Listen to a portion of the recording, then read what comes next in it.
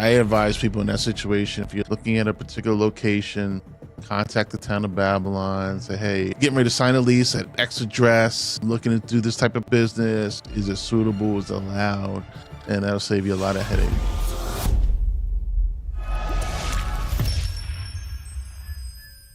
Welcome back, everyone, to another special episode here on the Business Breakthrough Podcast, New York.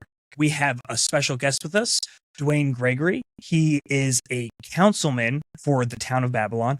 Welcome to the podcast. Great. Thank you. Excited to be here. Awesome. I'm excited to pick your brain about numerous things. Obviously, we're going to keep it mostly business focused and how a local government supports and listens to and collaborates with local small businesses.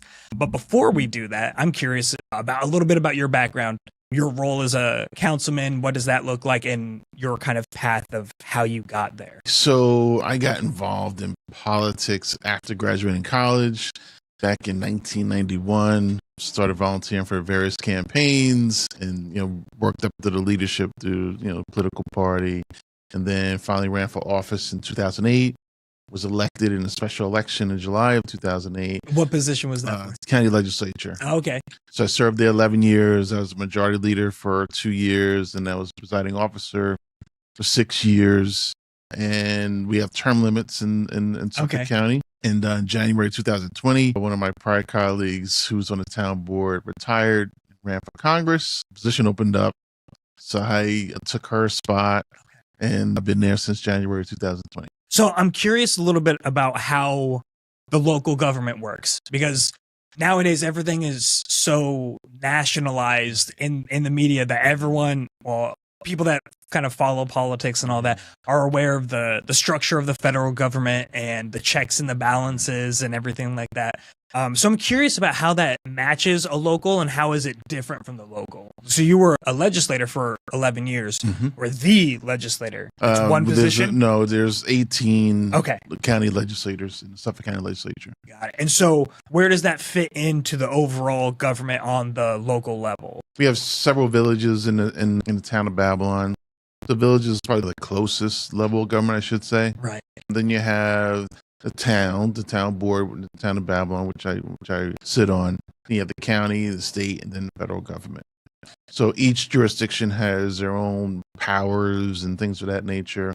The county legislature can't do what the town can do. The town can't do what the county or the state can do, and vice versa. And the village can't do what the town can do in some respects, but in some respects it can, particularly as it relates to zoning laws and things of that nature. But it's great. It's a great opportunity to be, because it's real local. You decide, with zoning laws, you can shape communities and things of that nature, and how you model the laws and what business can be in specific areas and things of that nature. That's the thing that's always baffled my mind. I remember I got into consuming a lot of political media during Obama's first election, and kind of maybe a little bit before that. And so that was the time that I got into it.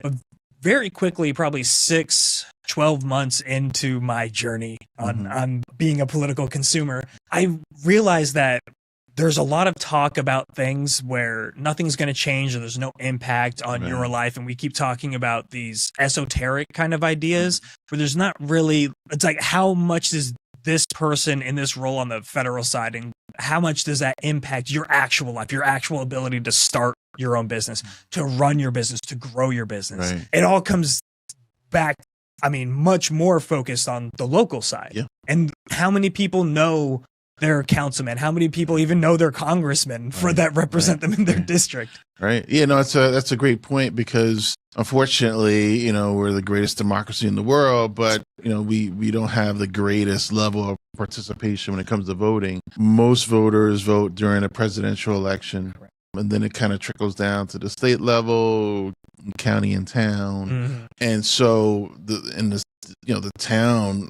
I would argue that they have more of an impact on your daily life than, a federal election will. Whether your garbage is picked up, whether your roads are plowed and potholes are fixed. Are you going to make it to work on time? Are you going to blow a tire on the way to work? Right. Exactly. Safe communities, nice parks to go to, things of that nature. Those are the things that impact people's lives on a daily basis that the town and local government is responsible for overseeing. And that's the true impact you have every day. Those little frustrations that you run into. Right.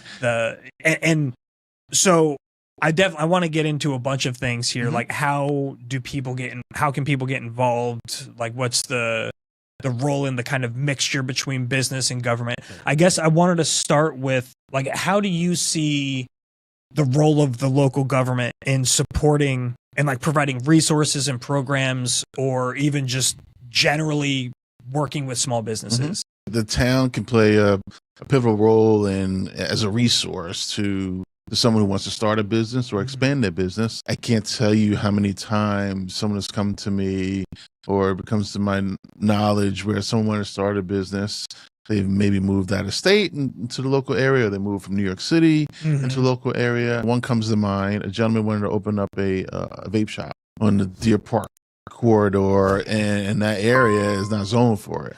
But he already signed a lease. Oh, no. And he came to me. Someone had referred him to me and said, hey, go speak to DuWayne Gregory. It was like, unless you want to go through the process of trying to change the zoning, which is not going to fare well, because if you're familiar with that area, it's businesses, retail businesses along that strip, and there's residential right behind it. So the residential community, and so that was the zoning conflict, was the proximity to a residential location. Okay. So unfortunately, the landlord, I guess there wasn't communication between him and the landlord as to, okay, what type of business you want to put in here. I don't know if he was familiar or not familiar. Right. But if I advise people in that situation, if you're looking at a particular location, contact the town of Babylon, say, hey, getting ready to sign a lease at X address. I'm looking to do this type of business. Is it suitable? Is it allowed? And that'll save you a lot of headache. So when somebody has this, when they're there, who are they reaching out to directly? They can reach out to any council office, but probably more, reach out to the planning department, because they will know the specifics of the, the zoning laws and what would be applicable. And that would be on thinking about people kind of across the nation, because we have we can't figure out what's going on in India. I know we have a following there, so I can't help you with the regulations there, but so if there will be a town or a city website, if and you're in a city, go on there, contact your local city. Same thing, whether it's the mayor's office or your local councilman's office. Same concept. They have similar authority and things of that nature, and how they can help. Perfect. Yeah. So that should just be on the checklist. Yep. When you're absolutely. Because I've seen also an individual came from the city, started doing renovations. Someone had reported he got a stop work order. And he's like, oh, where he came from, there wasn't very much enforcement. So that type of, that was okay. Right. Like, yeah, well, we're a little more, in tune to making sure that our laws are being followed. Yep. So just to keep yourself, save money, if nothing else, Yeah. And the last thing that you want is to go to a landlord and for them to tell you, like, well, it's not technically zoned for this, but the last time we got checked or somebody came out to look at anything is never. So just roll with it. If you hear anything like that, it's red flags, because you have to think about the longevity of your business. Yep, absolutely. Imagine things like you're already concerned enough as somebody that's launching their business about just getting enough people in the doors, making enough sales, keeping the lights on. Yeah. The last thing you want to think is, best case scenario, you hit your stride, and you're starting to make a pretty decent profit. You're paying off your debts and everything, and then the city finds out, somebody reports it because they're not happy that there's a vape shop right there, and then and so then it's all for naught. Yeah, it's all part of your due diligence. Exactly right. Yep. And so this is great. This is great for people to know, because I think it's something that can be skipped because this lack of awareness of the role of the city or the town in this process of building your business. Right. You have to consider it a sort of collaboration at the least. Right. You want to both be on the same page. Right. And you got to think practically too, right? Sometimes people think, I just want to start a business. I want to open a restaurant. Well, there's rules, there's regulations for a reason, right? If you open a restaurant, we don't want you to, make sure that you're not getting people sick. Yes. And the health department has to get in there, and the town, and all those types of things. And that's actually beneficial to your business too. Yeah. Like that's the place you'll get sick, exactly. So there's rules and regulations, and although sometimes they may be cumbersome or seem cumbersome, They are done for a reason, Mhm. and if for nothing else, it'll certainly save you a headache while you're trying to get your business going. And you Exactly got to right. deal with additional problems or issues. You know? Right. Yeah. Yeah, I never liked the mentality of just focusing on the problems and allowing the problems to stop you from taking action or say, "Oh, it's just too cumbersome for me to open a business." Like, well, how much have you actually looked into it? You know, Right. actually just take the time, like you said, do your due diligence and figure out communicate with the right people Mhm. that have the correct information, typically within the government, right? Right. And go to them and then figure out and get that checklist. Right. Work with the SBDC and they'll help you develop the same thing and help get you in touch with those people in the government around you and all of those checks that you need to go through. And have it prioritized, like this needs to come before that and that needs to come before this. And then it's just like they say with eating an elephant, Yep. you know, one bite at a time. That's it. Absolutely. And so if that's your goal, and I mean, see it almost as like a filtering system also. Mm-hmm. Because if you're not willing to do the work to just run through the kind of red tape, which, you know, like you said, it can be a lot. But if you're not willing to go through that, like, how are you going to handle the hard times when they come in your business? Right. And it's just you're committed to success. Then you got to do it a proper way. Yeah. You just can't kind of, you know, do it off the cuff, you know? Right. Right. So, yeah. And I get it. Momentum can carry people along, you know, with the excitement about the idea. And they're like, I don't want to worry about this. I just want to focus on like how I'm providing value to people. right. You know, and what they'll find out is, particularly in the town of Babylon, I'm not trying to disparage any other town because I think we have great towns here in Suffolk County and Long Island. But during COVID, you know, we had businesses, particularly restaurants, start calling us saying, hey, you know, we can't serve people. Like I'm gonna lose my business, you know, and everything I built my life for. So we, made amendments to our zoning laws to allow them to operate. Oh, that's incredible. In certain situations, like, you know, serving alcohol, you know, it's illegal to go into a restaurant, you know, get alcohol and leave. You have to consume it there.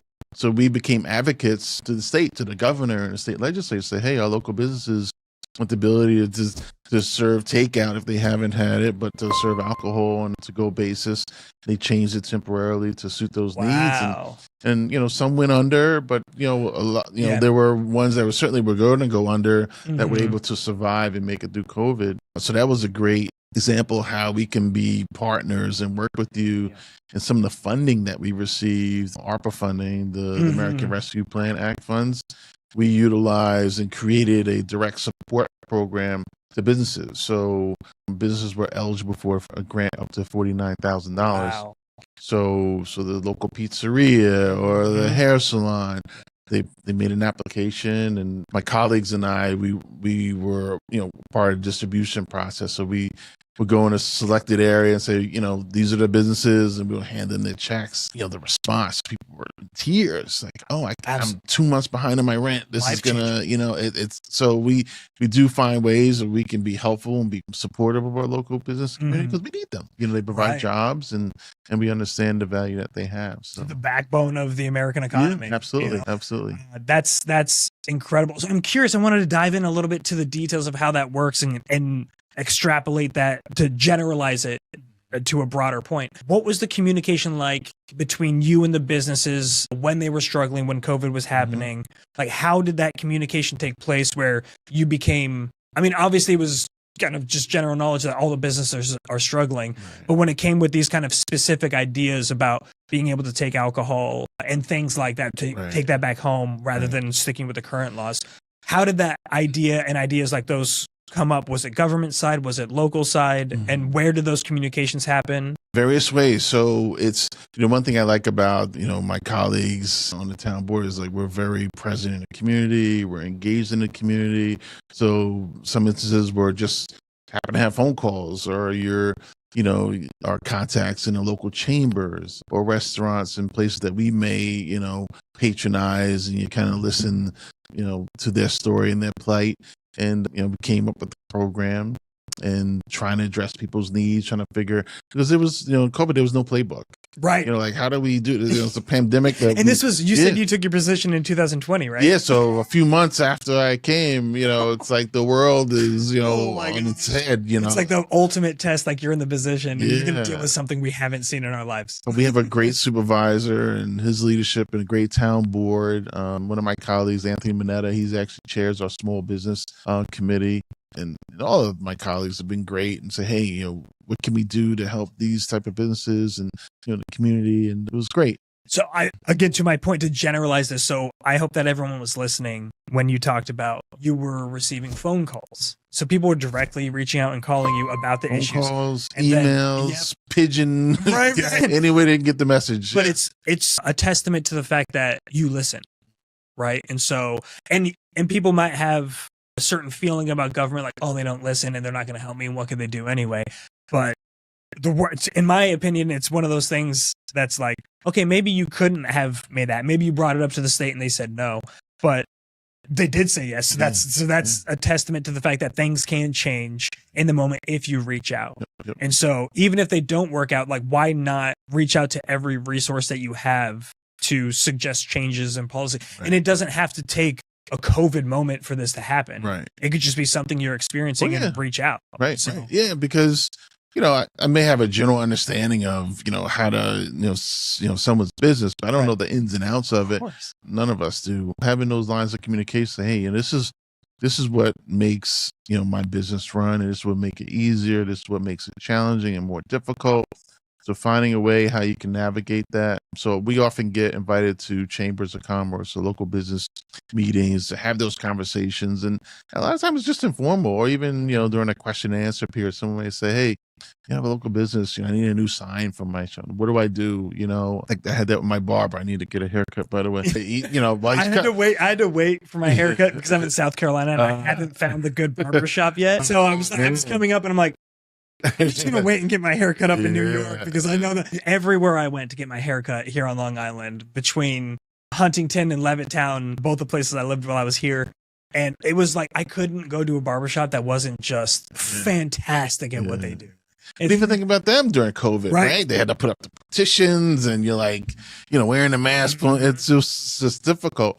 But my barber's like, oh, I need a new sign, and he's, so I'm on my phone, I'm texting him information, I'm looking up information and texting it to him, and it's just those relationships, that you have, and we're very engaged, myself and my colleagues, with the community, and that's a lot of times it happens that way, Absolutely. And so it's just, again, if we're thinking about how we make this into like tactical advice that business owners or people that are aspiring to start their own business can take, it's get in touch and develop those relationships. They're real people. It's not the government. Right. There's real people on the other side that actually care. Yes, absolutely. That's powerful. Yeah. So, and you touched on multiple times the Chamber of Commerce. I'm so glad, because that's definitely an area I want to touch into. Okay. So can you explain kind of what the Chamber of Commerce is, and what is its relationship to business owners, and what is its relationship to the local government?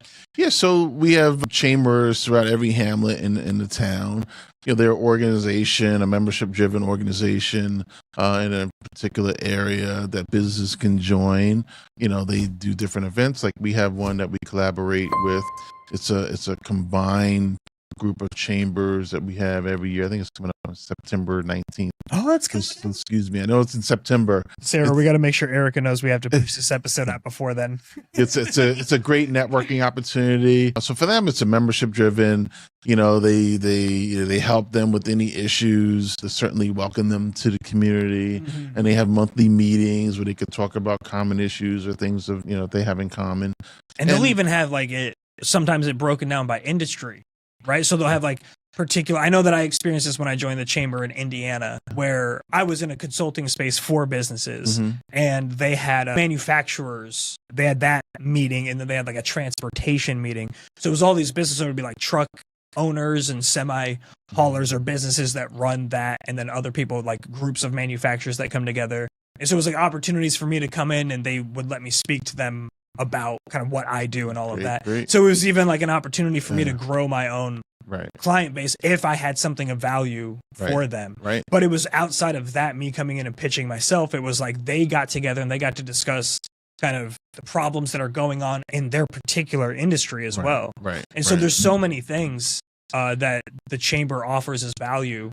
I mean, because you have to pay to join, right? It's a membership. Yep. But it's not that crazy. Yeah, they're maybe $100, if that. I think most of them are even less than that, maybe $50 or whatever the case may be. But for us, from a town perspective, they're like almost an advocacy organization. They'll invite us to ribbon cuttings of their new members and things of that nature. So they're very key important part of the community. And just like with any community and any organization, certainly the leaders in those organizations are leaders in other organizations are involved. So they're tied into just more than just the chamber. Okay.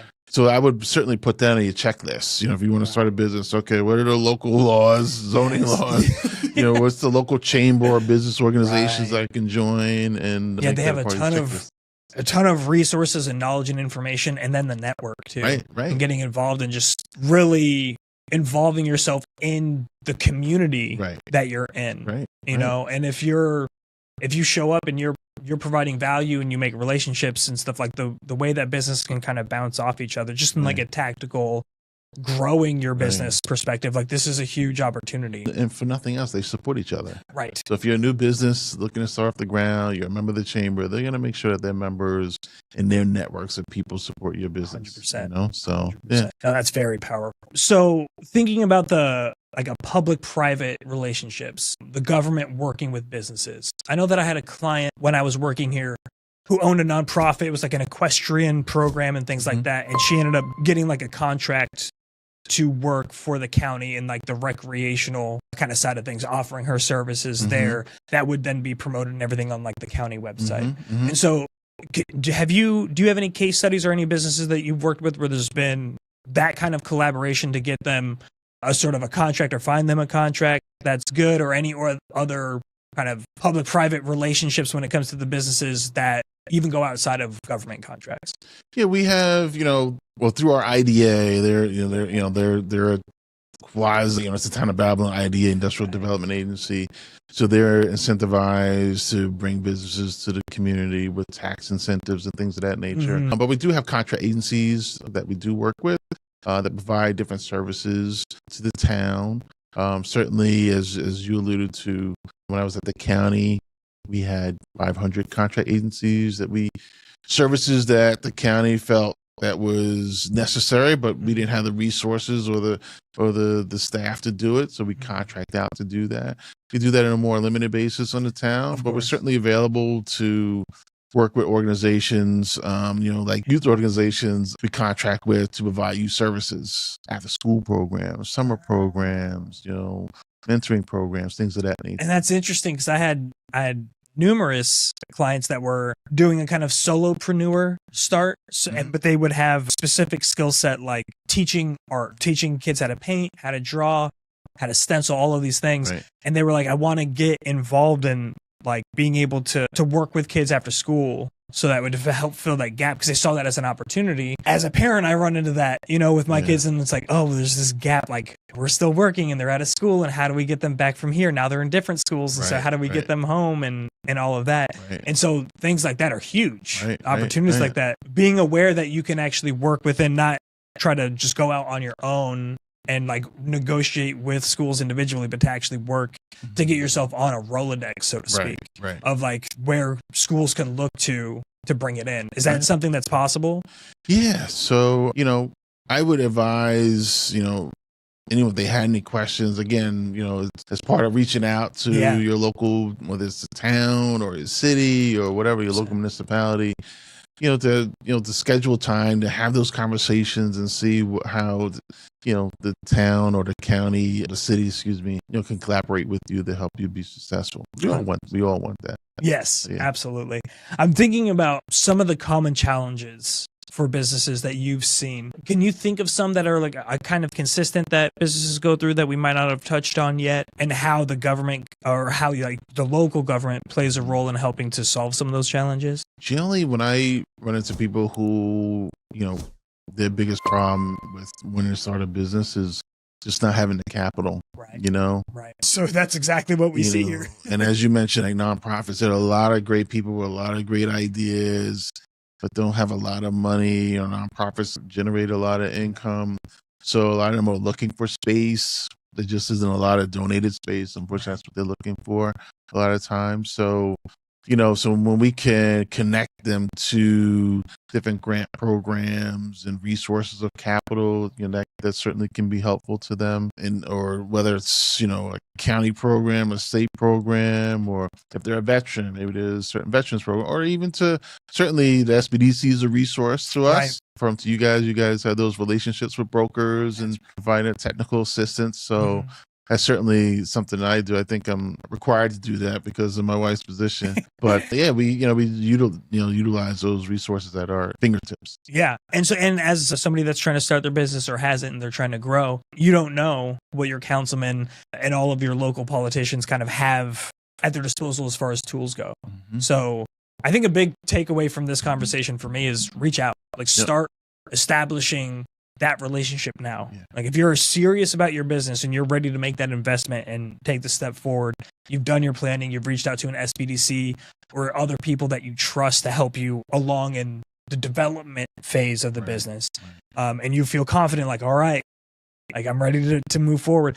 Build those, like you said, part of the checklist, reach out and establish those long-term relationships. Right. Yeah. I mean, and we're open. Like, I remember there was a young man, early 20s, reached out to us. He had an idea about creating a CDFI. Literally came in. He had like notes that he scribbled on a piece of paper, and obviously all his thoughts weren't together, but he had a great idea. And here he is. He's sitting with myself, the deputy supervisor, the supervisor of the town. Oh my gosh. I think there might have been one other person in the meeting. Like, who does that? You know what I mean? Like, so we're open. We're really open to having those conversations. Wow. And again, I recommend people, reach out, and we really try to be welcoming and helpful as much as possible. Absolutely.